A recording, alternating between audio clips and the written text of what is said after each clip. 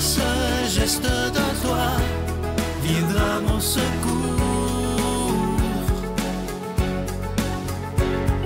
Viens semer dans mon âme le grain de l'amour. Je traverse un désert et je meurs de soif. Montre-moi le mystère qui garde la foi. Bonjour, bienvenue à votre émission La Victoire de l'amour en ce mardi 7 mai 2024. J'espère que vous vous portez bien chez vous. On rejoint tout de suite, comme à tous les mardis, William Baudouin pour sa chronique. Et à l'homélie, ce sera l'abbé Emmanuel Zétino.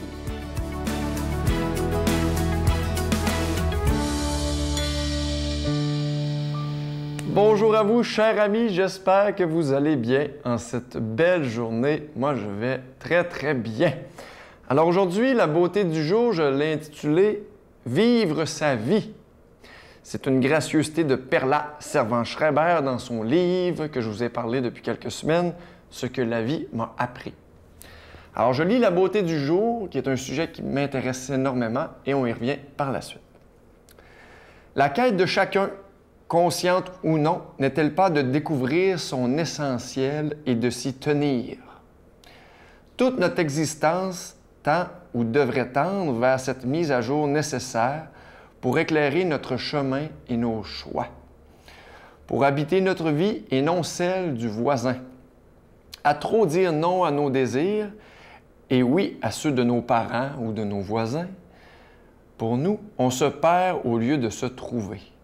On se trompe de vie. Tôt ou tard, cette prise de conscience advient. Elle peut être douloureuse.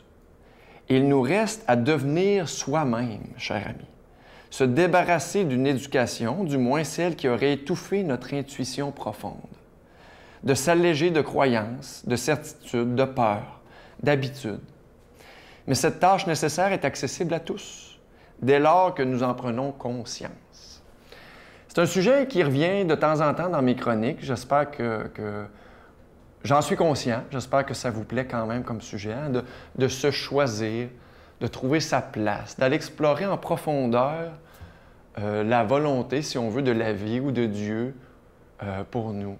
Quelle est notre place dans ce monde? Je pense que c'est, à mon sens, c'est la question la plus importante, finalement. Qu'est-ce que Dieu veut de moi dans cette vie, avec mes talents, avec mes forces, avec ce qu'il m'a donné? Hein? Je pense que Perla, dans ses mots à elle, nous raconte un peu ça, finalement. Combien de fois j'ai accompagné des gens dans mon ancienne carrière qui arrivaient en fin de vie et qui disaient, bien, finalement, je réalise que j'ai peut-être pas tout à fait vécu la vie que je voulais vivre, que j'ai vécu la vie plus que les autres m'ont proposé.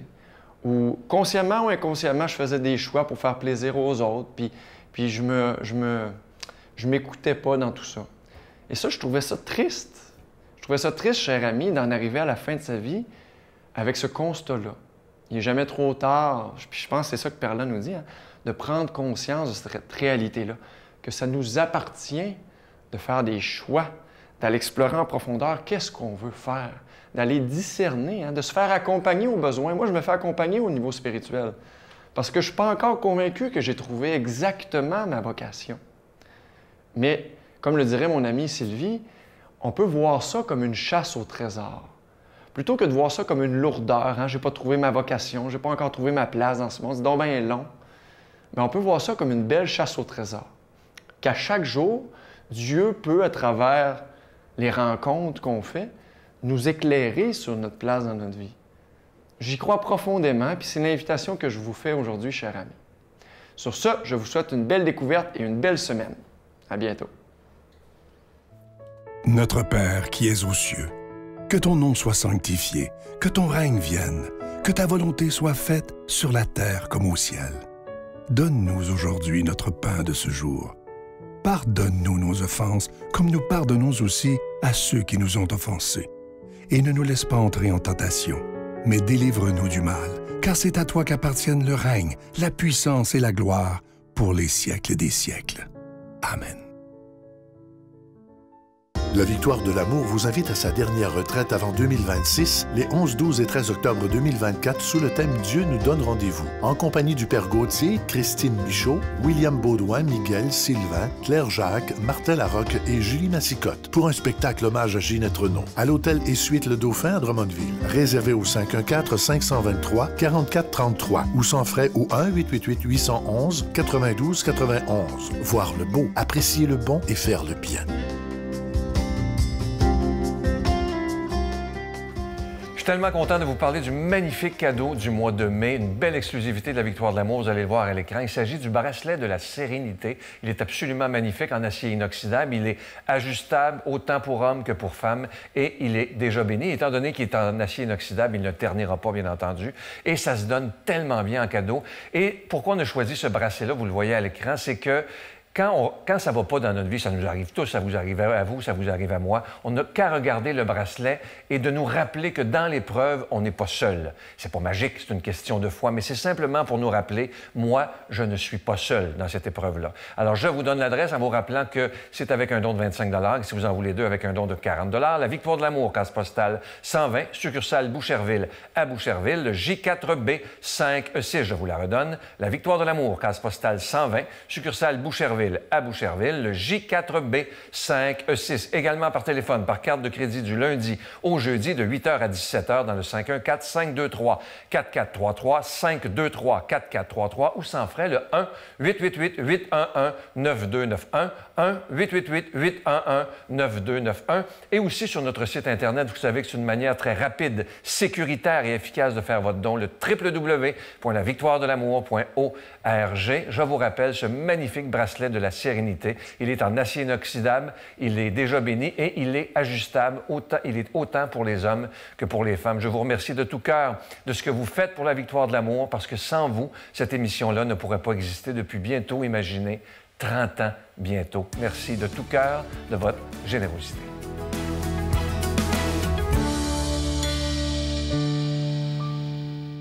Mon Dieu, donnez-moi la sérénité d'accepter les choses que je ne peux changer, le courage de changer les choses que je peux et la sagesse d'en connaître la différence. Amen.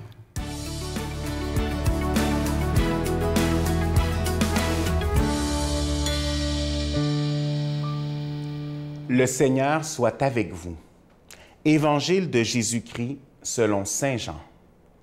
À l'heure où Jésus passait de ce monde à son Père, il disait à ses disciples, « Je m'en vais maintenant auprès de celui qui m'a envoyé, et aucun de vous ne me demande « Où vas-tu » Mais parce que je vous ai parlé ainsi, votre cœur est plein de tristesse. Pourtant, je vous dis la vérité, c'est votre intérêt que je m'en aille, car si je ne m'en vais pas, le défenseur ne viendra pas à vous, mais si je pars, je vous l'enverrai. Quand il viendra, il dénoncera l'erreur du monde sur le péché, sur le bon droit et sur la condamnation. Il montrera où est le péché, car on ne croit pas en moi. Il montrera où est le bon droit, car je m'en vais auprès du Père et vous ne me verrez plus. Il montrera où est la condamnation, car le prince de ce monde est déjà condamné. Acclamons la parole de Dieu. Quand on se fie aux paroles de Jésus, parfois, on a l'impression que l'Esprit Saint agit comme si c'était une course à relais. De dire, bon, bien voilà, le Seigneur a fini sa mission et maintenant embarque et il donne, et maintenant on peut embarquer l'Esprit Saint pour continuer la mission. Mais soyons clairs, l'Esprit Saint n'est pas un relais du Fils. Non, au contraire, depuis toujours, l'Esprit Saint est au milieu de cet amour de Dieu le Père et de Dieu le Fils. Donc, l'Esprit Saint que l'on reçoit, quelle est donc sa mission? Quel est donc justement son désir de venir en nous? Une prière de Saint Séraphime va nous aider à comprendre. On nous dit, l'Esprit de Dieu nous remémore constamment les paroles du Seigneur Jésus-Christ et agit toujours en nous avec son concours. Il fait naître la joie dans nos cœurs et dirige nos pas sur le chemin de la paix. De plus en plus, dans mon ministère, je vois l'importance de l'action de l'Esprit Saint.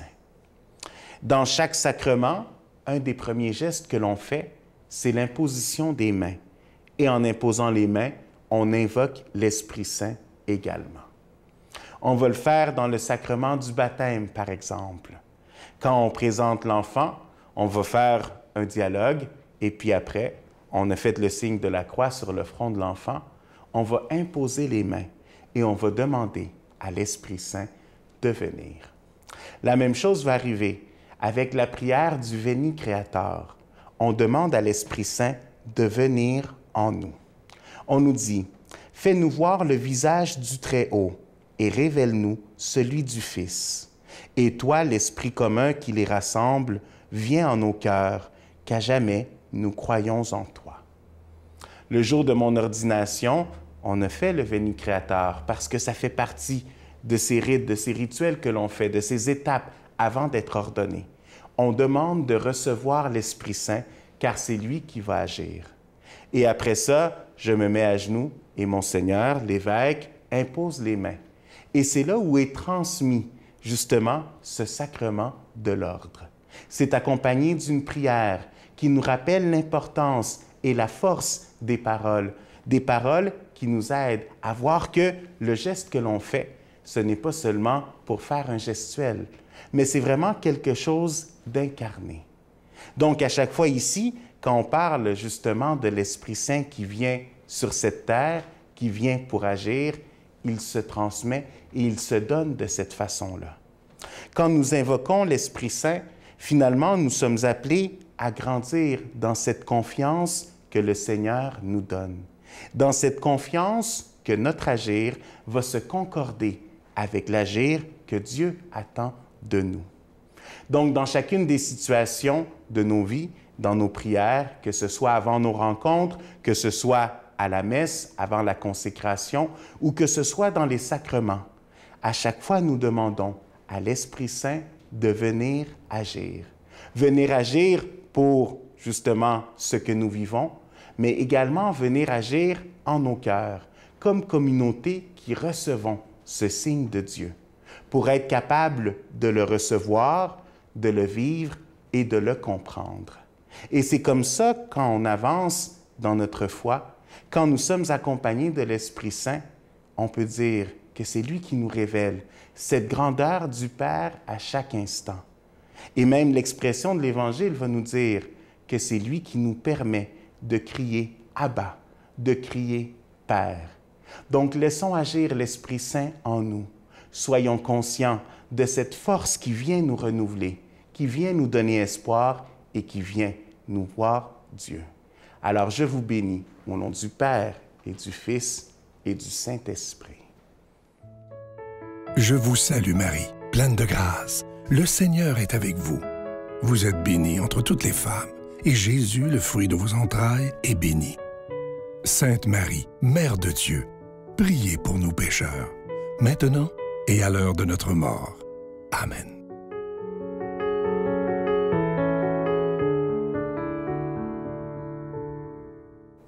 Je vous laisse aujourd'hui avec une magnifique citation de Mère Teresa, je l'aime beaucoup. « Ne laissez personne venir à vous qui ne reparte meilleur et plus joyeux. » Bien sûr, ça ne se fait pas tout seul. Il faut l'avoir décidé, je pense, dès le matin, choisir d'être bienveillant, d'aider notre prochain, d'être déjà joyeux, parce qu'un sourire en attire un autre. Donc, décidons-le chaque matin pour que, suivant les conseils de Mère Teresa, on puisse côtoyer nos proches, côtoyer tous ceux qu'on rencontre et qu'à notre contact, le sourire, la joie, la bonne humeur se répandent. Bonne journée. J'ai ce besoin-là d'avoir la maison pleine, d'avoir des rires d'enfants. Il y en a pour... Ça m'énerve. Moi, ça m'énerve pas. Moi, c'est ce qui me fait vivre, c'est de voir la magie dans leurs yeux. Une mère, c'est là que ça nous protège, avec les yeux pleins d'eau, les cheveux pleins de neige. Une mère, à un moment ça se courbe, ça grince quand ça se penche, ça n'en peut plus d'être lourd.